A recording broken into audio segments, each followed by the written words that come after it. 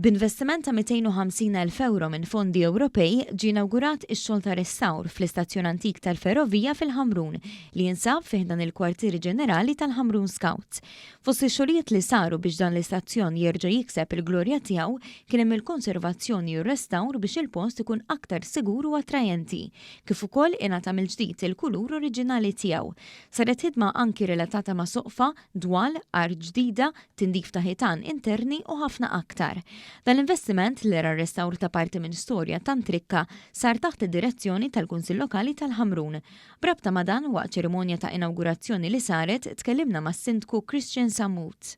Forsi ħafna jasbu ma' n-istorja fil-Ħamrun, ma fil-fatt għandna ħafna storja u bħala kunsill qed nieħdu ħsieb li din l-istorja noħorġuha wkoll. Daw l-ewwel proġett li għandna hawnhekk f'dan inħawi għaliex nafu mbagħad għandna l-komplement li dun nagħmlu restawr tiegħu, għandna wkoll il-komplement tal-Scouts u Girl Guides, huwa post fejn hawnhekk iltaqgħu t-tfal ta' kuljum u huwa post importanti għalina ħalli t-tfal tagħna fil-waqt jieħdu pjaċir ukoll jiftakru fl-istorja li għadda dal-lokal minnu.